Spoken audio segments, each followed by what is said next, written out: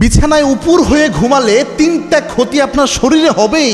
অনেক যুবক যুবতীদের এই অভ্যাস রয়েছে উপুর হয়ে ঘুমায়া যাওয়া। এটা রসুল হাদিসে সুস্পষ্ট নিষেধ করেছেন এবং বর্তমান মেডিকেল সায়েন্স অবাক করা একটা তথ্য বের করেছে এদের ব্যাপারে। এবং কি বর্তমান মেডিকেল সায়েন্স প্রমাণ করেছে এক নাম্বার যে ক্ষতিটা হয়, উপুর হয়ে যখন কোনো ব্যক্তি ঘুমায় তার মেরুদণ্ডের যে স্বাভাবিক প্রসেস থাকে, মেরুদণ্ড সোজা থাকে, এই পুরো মেরুদণ্ডের উপর এটার একটা ইফেক্ট পড়ে এবং মেরুদণ্ড ব্যথা হয়ে যেতে পারে, মেরুদণ্ড বাঁকা হয়ে যেতে পারে, মেরুদণ্ডে বড় বড় ধরনের রোগ ব্যাধি এই মেরুদণ্ড কেন্দ্রিক হতে পারে। এটা মারাত্মক গুরুত্বপূর্ণ একটা বিষয়, এটা আমাদের মাইন্ডে নেওয়া উচিত। উপুর হয়ে যে ঘুমায়, ঘুমের পরে দেখবেন ঘুমাইতে গেলে উপুর হয়ে বালিশ টালিশ ধরে ঘুমায় পড়ে, অধিকাংশ মানুষের বদভ্যাস এটা। একবার আল্লাহর হাবিব সাল্লাল্লাহু আলাইহি ওয়াসাল্লামের একজন সাহাবে আহলে সুফফার একজন ব্যক্তি ছিলেন, তিনি একদা তিনি মসজিদে নববীর মধ্যে তিনি উপুর হয়ে শুয়েছিলেন।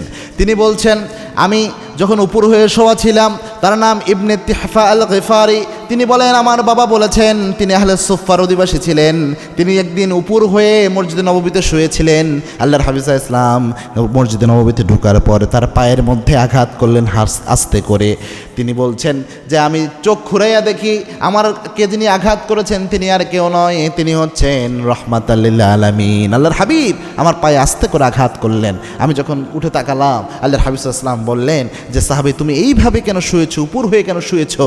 এটা তো জাহান্নামীদের শোয়ার স্টাইল। এইভাবে শোয়াকে আল্লাহ রাব্বুল আলামিন অপছন্দ করে। আরেক হাদিসে বলেছে এটা জাহান্নামীদের শোয়ার স্টাইল। কত মারাত্মক কথা!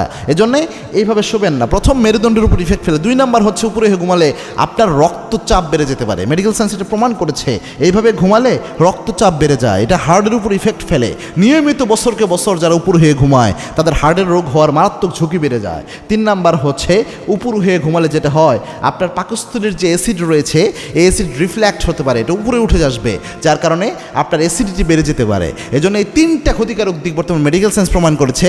আর 1450 বছর আগে আল্লাহর হাবিব সাল্লাল্লাহু আলাইহি ওয়াসাল্লাম উপর হয়ে ঘুমানোকে আল্লাহর হাবিব সাল্লাল্লাহু আলাইহি ওয়াসাল্লাম নিষেধ করে দিয়েছে। সুবহানাল্লাহ।